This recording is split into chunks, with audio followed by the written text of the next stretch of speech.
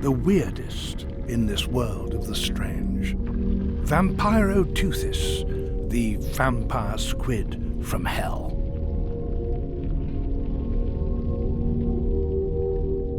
Disturb it, and it only retreats a little distance. Go after it, and it has a special defense.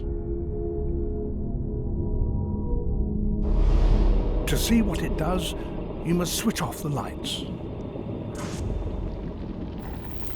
The vampire squid has lights of its own. Bioluminescent bacteria shine from pockets on its arms to confuse its predators. Are those eyes?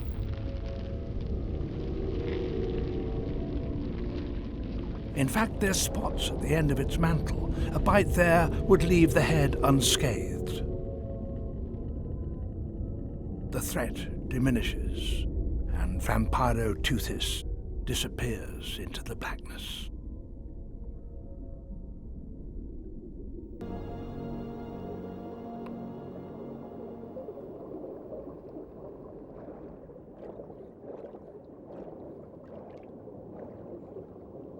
A nautilus. It spends its days hiding 400 meters down, but as night falls, it ascends up to the reefs to look for food.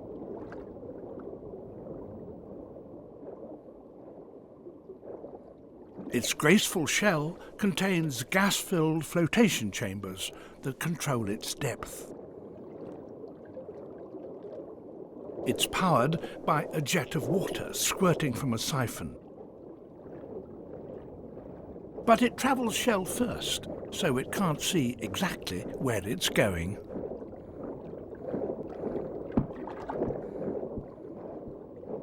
Its nearest living relatives are squid and octopus, which over evolutionary time have both lost their shells. And the octopus has become one of the Nautilus's major predators. It's a master of disguise.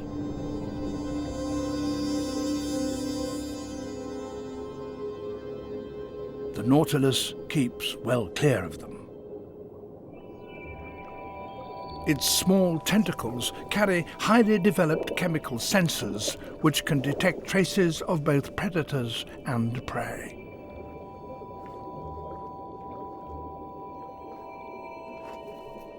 It uses its water jet to dig in the sand.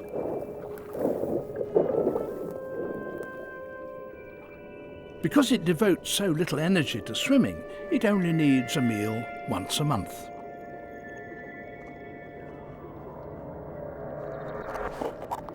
Got something. And just as well, dawn is approaching and it has to puff its way back to deeper waters. And there are snakes here too. Lots of them.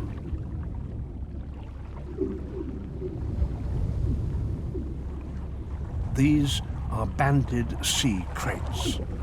They lay their eggs on land, but they hunt here in the water.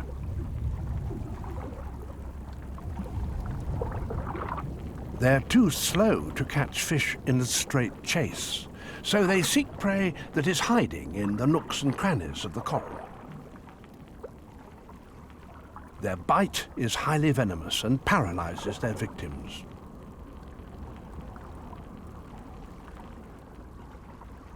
And on this reef, the snakes do not hunt alone.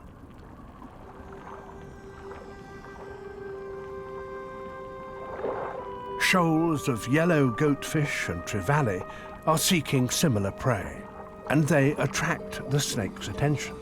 As one group of hunters searches the reef, they're joined by the other.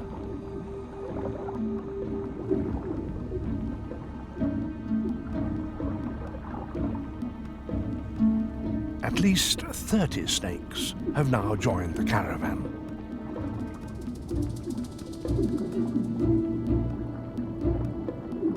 The big fish scare the prey into cracks, and there the snakes can catch them. And anything fleeing from the crates will swim straight into the mouths of the waiting trevally. there's nowhere to hide.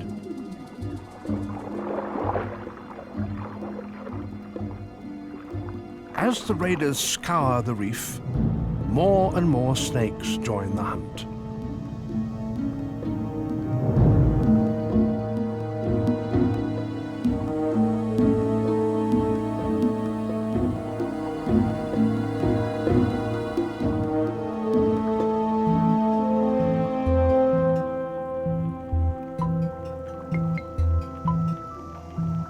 This cooperation between snakes and fish, spectacular though it is, has only recently been observed, for it only happens on the most remote reefs in Indonesia.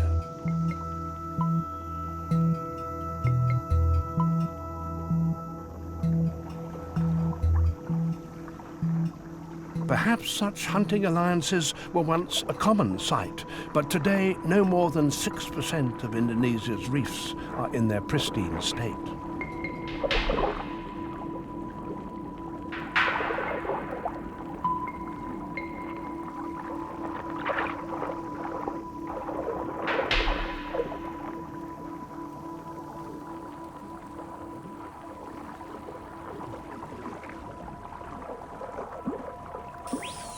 Incredibly, 80% of all insects live in jungles. Few are more successful than the ants. There can be 8 million individuals in a single hectare.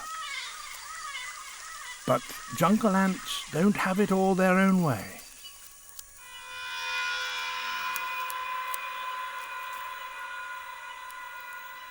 These bullet ants are showing some worrying symptoms. Spores from a parasitic fungus called Cordyceps have infiltrated their bodies and their minds.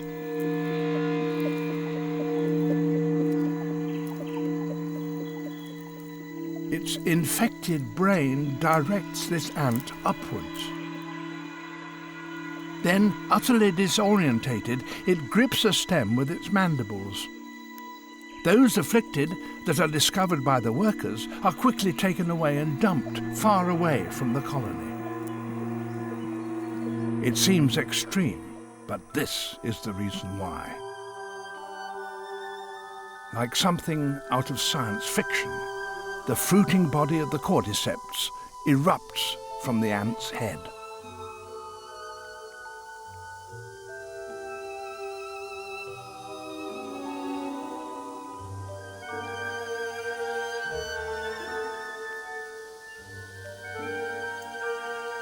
It can take 3 weeks to grow, and when finished, the deadly spores will burst from its tip. Then any ant in the vicinity will be in serious risk of death. The fungus is so virulent it can wipe out whole colonies of ants. And it's not just ants that fall victim to this killer. There are literally thousands of different types of Cordyceps fungi, and remarkably, each specializes on just one species.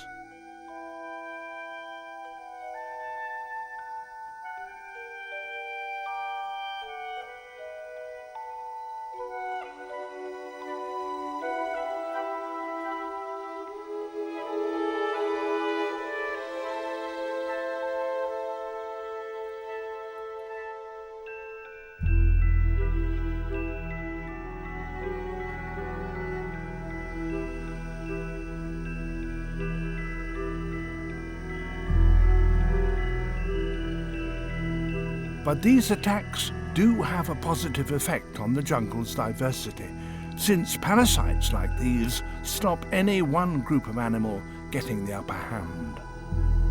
The more numerous a species becomes, the more likely it will be attacked by its nemesis, a Cordyceps fungus, when all the geese have gone.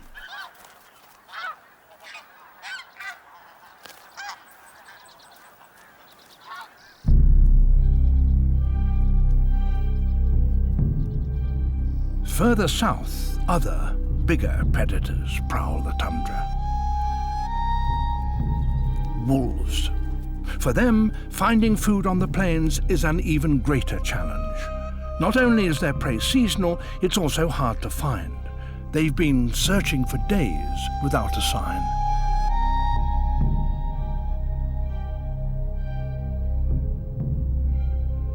Somewhere in this immense landscape, there is food for them.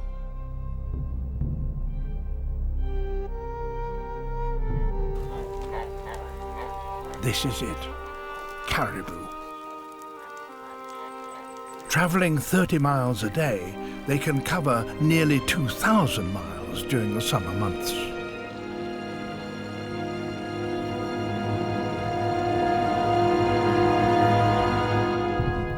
The wolves will starve if they don't find the caribou, but it's no easy task to locate prey that never stops travelling.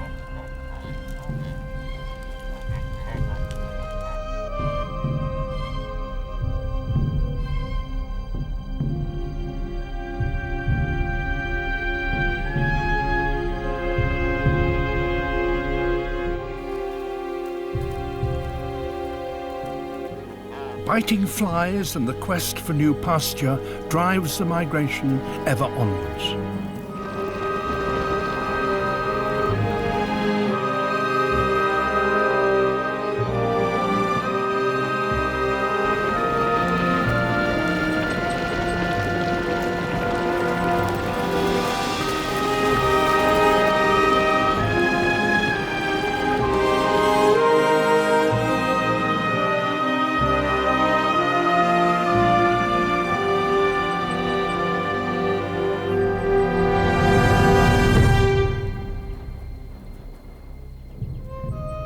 A wolf has finally picked up the trail. The caribou are close.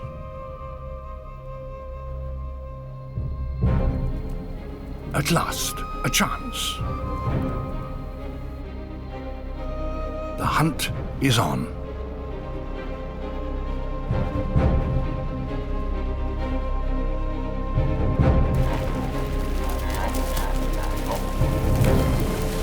The wolf panics the herd, and the weak and young are singled out.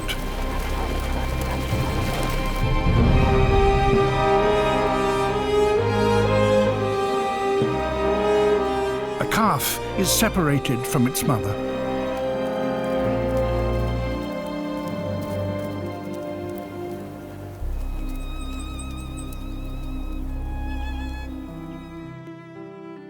A snow leopard, the rarest of Himalayan animals.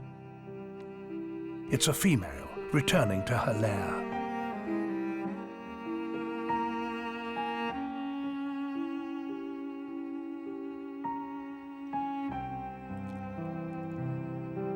These are the first intimate images of snow leopard ever filmed in the wild.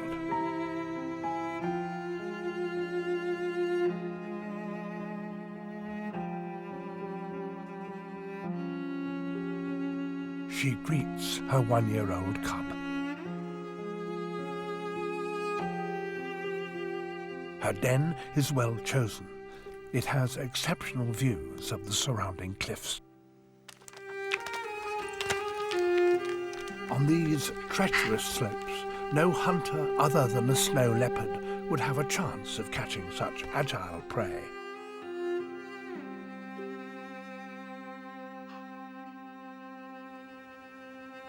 A female with young makes an easier target.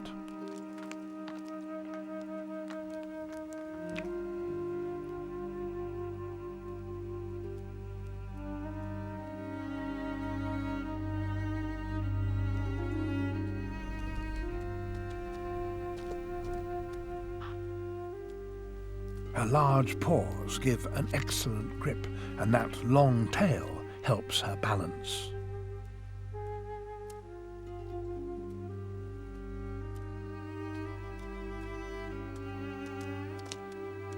Silently, she positions herself above her prey.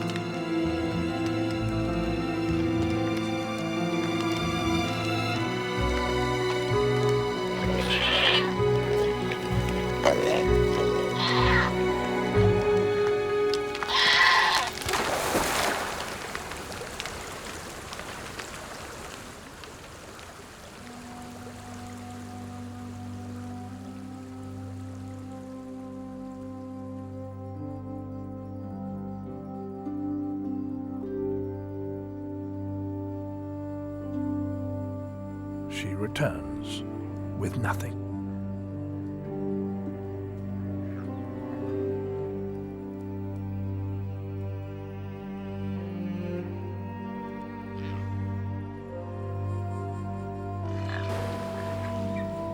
In Western Australia, these dolphins have taken on an even tougher challenge.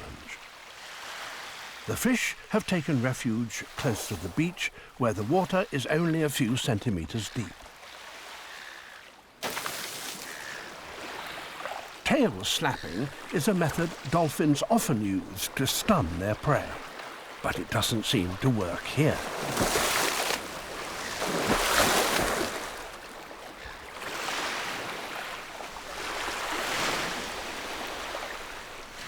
The fish are tantalizingly close, but they're still out of reach. So the dolphins try another technique. Vigorously pumping their tails, they work up some speed. And then they hydroplane.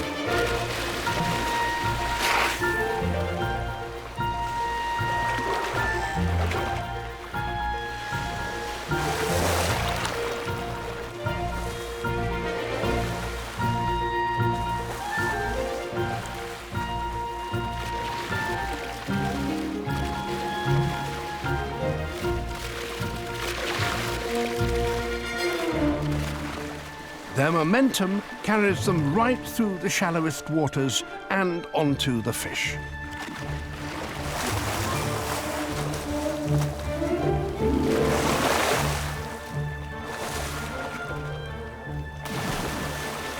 Now they're in real danger of being stranded, but fortune favors the brave.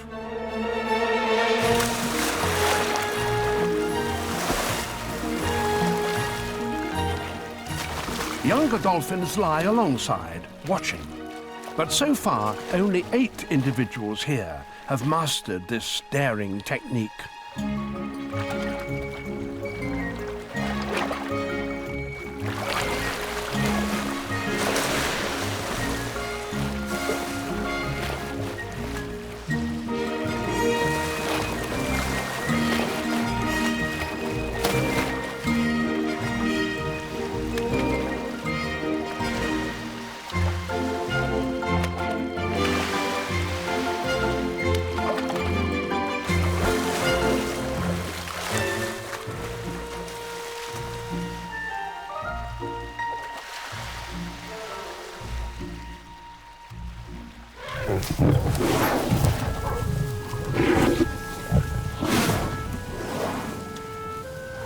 The cats are hungry, and the elephants seem to sense it.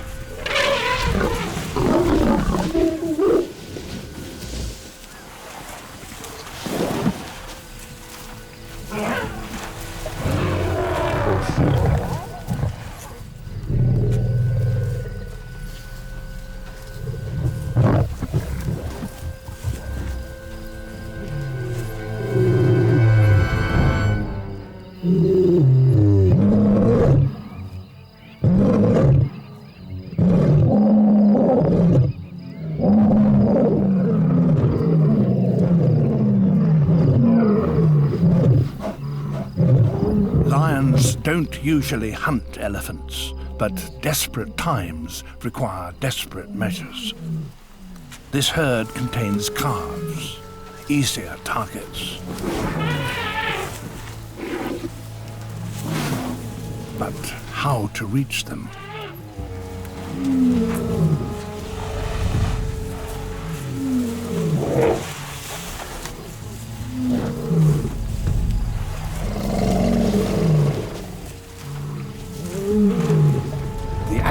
Encircle their young. It's an impenetrable wall of grey.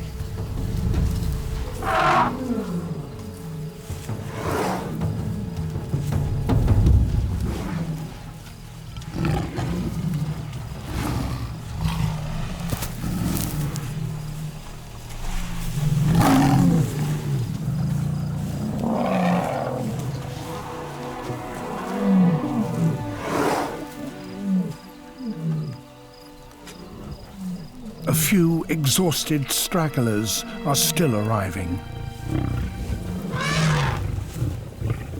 One of them is alone.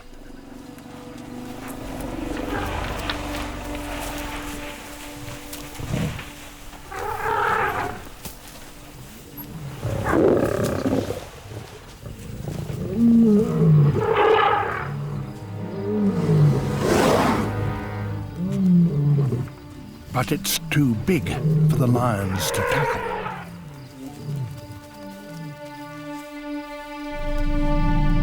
This one looks a little smaller.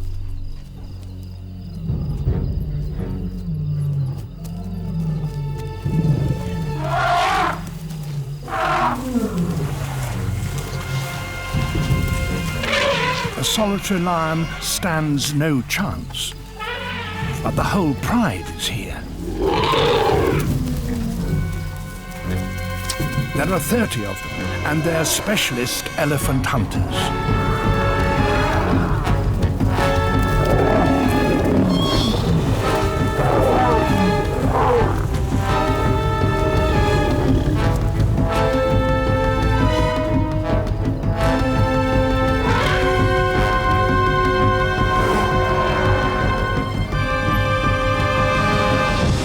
Exhausted from his swim, the bear must regain his strength.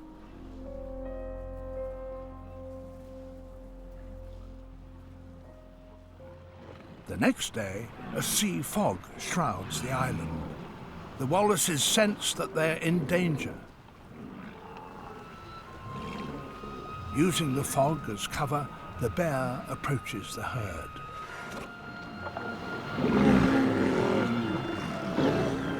The adults close ranks around their young, presenting a wall of blubber and hide.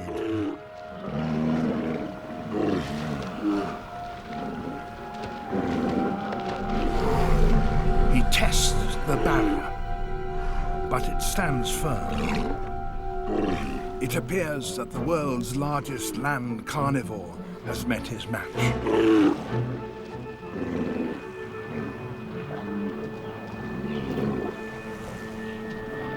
There must be a chink in the armor somewhere. Not here.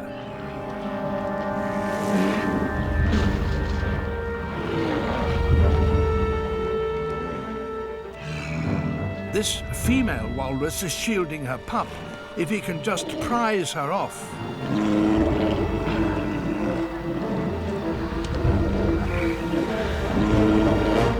The bear's claws and teeth can't penetrate her thick hide.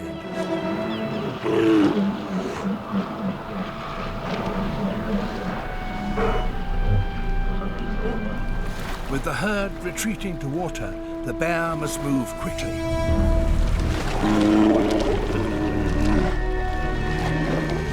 Having failed with one, he heads straight for another.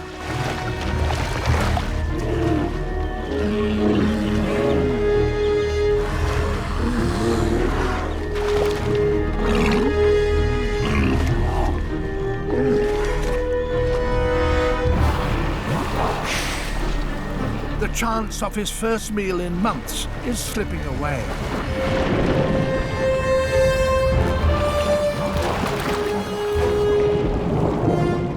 He seems increasingly desperate.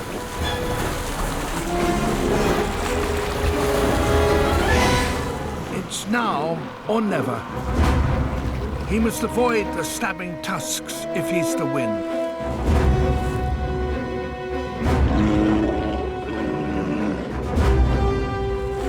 The flailing walrus is immensely powerful and drags the bear away from the shallows towards the safety of the herd.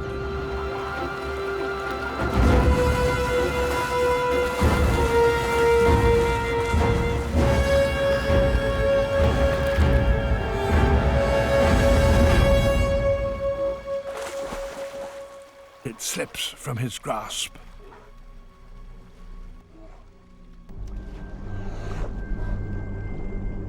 Sailfish, 3 meters long, are closing in on prey.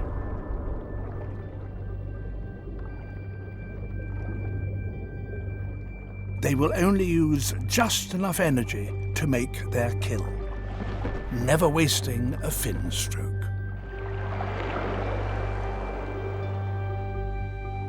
Nearly 100 sailfish have surrounded a single school of baitfish. It's very rare to see so many of these hunters in one place. To herd their prey, the predators raise their huge dorsal fins.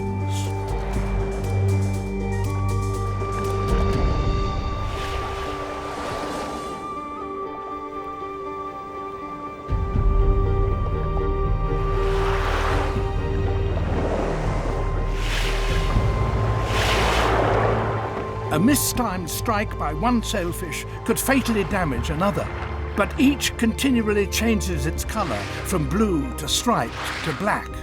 That warns its companions of its intentions and also confuses the prey. As the shoal is driven nearer the surface, it comes within the range of the seabirds.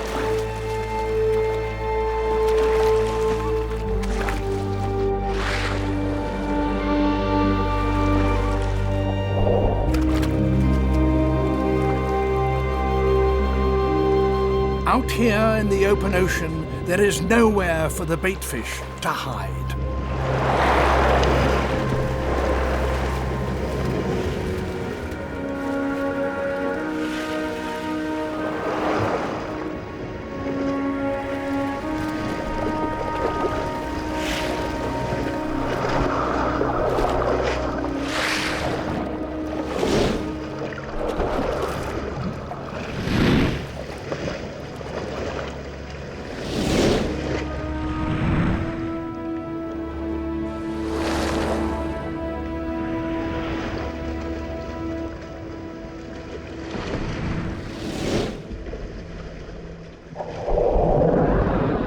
Sailfish live a high-octane life.